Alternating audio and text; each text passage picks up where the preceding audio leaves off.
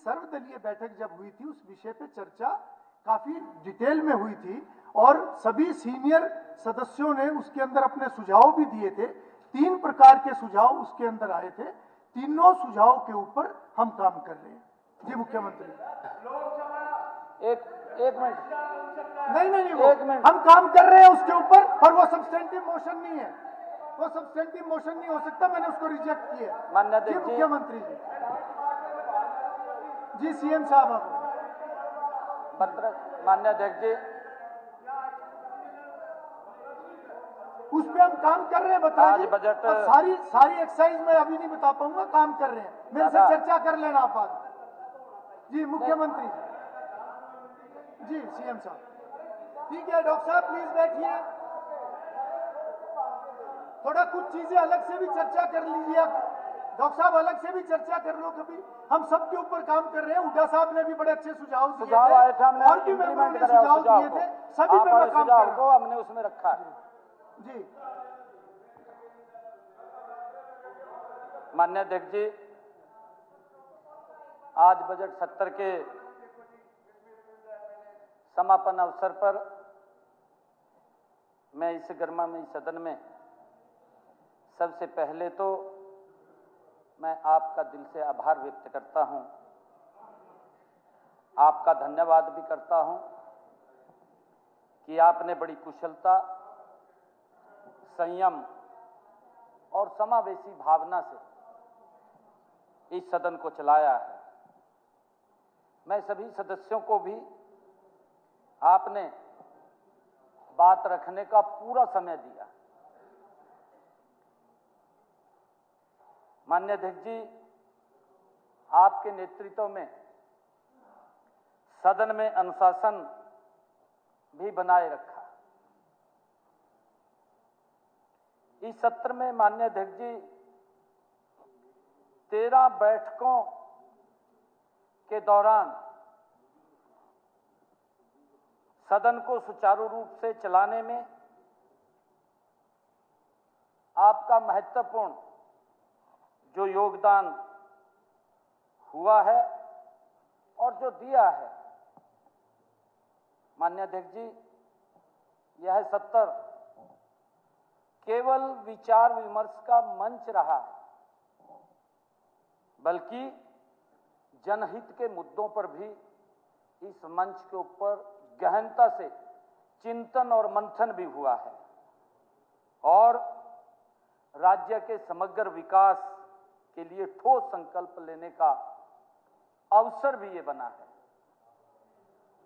मैं सदन के सभी माननीय सदस्यों का आभार व्यक्त करता हूं, जिन्होंने अपने अपने विचारों, सुझावों और आलोचनाओं के माध्यम से इस लोकतांत्रिक प्रक्रिया को और अधिक सशक्त बनाया है। माननीय अध्यक्ष जी, यह बजट सत्र अनेक दृष्टियों से यह महत्वपूर्ण रहा है। इस दौरान हमने प्रदेश के विकास को एक नई दिशा और दशा तय करने का कार्य किया है। माननीय अध्यक्ष जी, यह मेरा दूसरा बजट मैंने प्रस्तुत किया है। वह हरियाणा की 3.25 करोड़ जनता की आशाओं, आकांक्षाओं और सपनों का ये प्रतिबिंब है। इस बजट में हमने किसान, मजदूर, युवा, महिला, व्यापारी, कर्मचारी और समाज के हर वर्ग को ध्यान में रखते हुए संतुलित और समावेशी विकास का खाका ये प्रस्तुत किया है। माननीय अध्यक्ष जी, मैं विशेष रूप से विपक्ष के साथियों का धन्यवाद भी करना चाहूंगा, जिन्होंने अपनी आलोचनाओं के माध्यम से हमें बेहतर कार्य करने का ये प्रेरणा दी है। मैं इनका धन्यवाद करता हूं। आप देते रहे ऐसे ऐसे सुझाव हमें। माननीय अध्यक्ष जी, नहीं बोल दिया जी मैंने।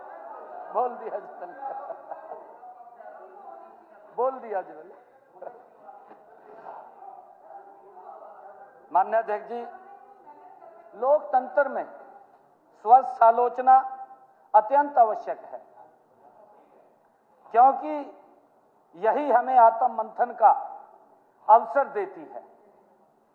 मैं हर सकारात्मक सुझाव का जो विपक्षी साथियों ने दिए हैं उसका स्वागत करता हूं, और मैं आपको विश्वास भी दिलाता हूं दादा, उनको हम नीति निर्माण में जो आपके अच्छे सुझाव हैं उनको शामिल करेंगे। हैं जी, हैं? हाँ, परंतु आपने आलोचनाएं की आलोचना करने के लिए, नहीं, आपने आलोचना की आलोचना करने के लिए, उसका कोई मकसद नहीं।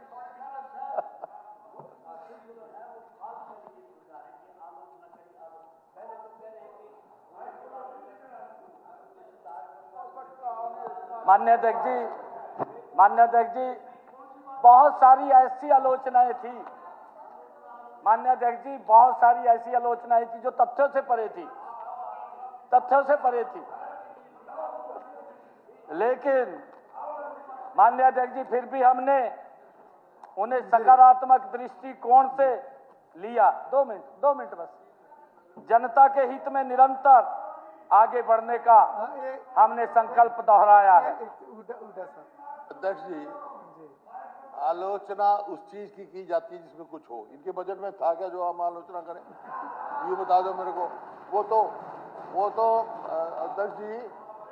अध्यक्ष जी इनके बजट क्या था? इनका बजट था फिदवी पटवारी की रिपोर्ट। वो क्या है? मेरे पिताजी के दोस्त थे खान अब्दुल गफार खान, वो बताते थे। ये कहानी उन्होंने बताई कि भाई एक बार कलेक्टर ने ऑर्डर दे दिया कि भाई फलानी गांव वाले मिले जी, हमारे तो वो कुछ नहीं हुआ, कोई समस्या हो गई बाढ़ में, जैसे कहते हैं कंपनसेशन नहीं मिला। तो कलेक्टर ने ऑर्डर दे दिया फिदवी पटवारी जाके गिरदावरी करके आए और रिपोर्ट करें। ठीक है, तो फिदवी ने अपनी रिपोर्ट में लिखा कि मैं सुबह उठा, नहाया धोया, फिर मैंने अपना साइकिल पकड़ा, फिर साफ करा, फिर गया, फिर जरीब पीछे रखी, फिर गांव में पहुंचा, 2 आदमी लिए, फिर फलाने के खेत में गया, मैंने जरीब लगाई, इतने करे, और करते करते बहुत लंबी कहानी है, लेकिन फिर गिरदावरी करी, क्या निकला? बंजर जमीन है, कुछ नहीं। फिर 2 घंटे क्या करता रहा जी? 3 घंटे और 2.5 घंटे है कुछ नहीं। एक मिनट, बजट का सार क्या जी? बजट का सार क्या? कैपिटल एक्सपेंडिचर के लिए कुल 2100 करोड़ एक्सक्लेटेड बजट में। क्या भाई जो हम आलोचना करें?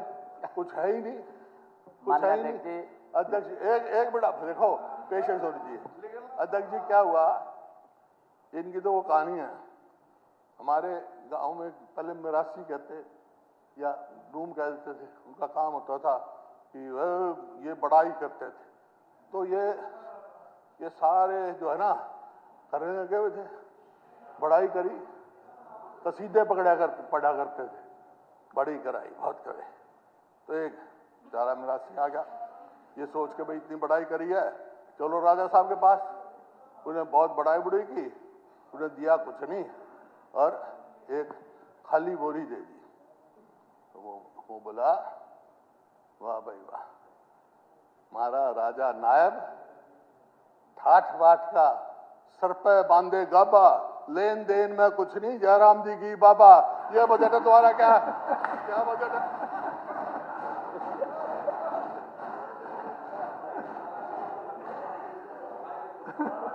मान्य देखते कहीं भी कह लो। हुड्डा साहब बिल्कुल ठीक करे थे जी। इनके राज में तो कलर ही था, लेकिन हमने सारा ठीक करके जी बहुत अच्छी फसलें होने लग रही, कोई दिक्कत नहीं है। पहले कलर था, अब तो कलर नहीं है कहीं भी, अब तो सारा ठीक हो गया जी। मान्य अध्यक्ष जी, लेन देन नो करे कुछ नहीं है। ये बजट, मान्य अध्यक्ष जी, ये बजट हरियाणा प्रदेश के 3 करोड़ लोगों की आकांक्षाओं, उनकी अपेक्षाओं और ये विजन 2047 का ये बजट है। विकसित भारत का माननीय अध्यक्ष जी, ये बजट है, ये विकसित हरियाणा का बजट है। जो हरियाणा आदरणीय मोदी जी का जो संकल्प है 2047 में हमारा भारत कैसा होना चाहिए। आज तक माननीय अध्यक्ष जी, देखिए, हमें आलोचना तो नहीं करनी चाहिए किसी की, परंतु ऐसा संकल्प आज तक पहली बार अगर कोई प्रधानमंत्री ले रहा है, उसका नाम नरेंद्र मोदी है। माननीय प्रधानमंत्री नरेंद्र मोदी है माननीय अध्यक्ष जी, जो संकल्प ले रहा है। और उनके संकल्पों का ये बजट है। ना तो बजट के अंदर इन्होंने उसके अंदर इंटरेस्ट दिखाया, भाई दिखाई लेंदे, चलो कुछ आलोचना करते, कुछ बोलते, आप सुन नहीं सके। माननीय अध्यक्ष जी जो कुछ बोल करके निकल गए और फिर आए नहीं। आना चाहिए, यही तो स्वस्थ लोकतंत्र की प्रक्रिया है। माननीय अध्यक्ष जी, पूरा हरियाणा देख रहा है। अगर आपकी कुर्सियां खाली थी, पूरा हरियाणा देख रहा है, भी कुर्सियां तो खाली पड़ी है, आज्ञा सुनने वाला कोई नहीं है। और जब आपकी कुर्सियां खाली थी तो आप 2029 में कैसे अपेक्षा करेंगे? आपकी कुर्सियां फिर भी खाली रहेंगी। और माननीय अध्यक्ष जी,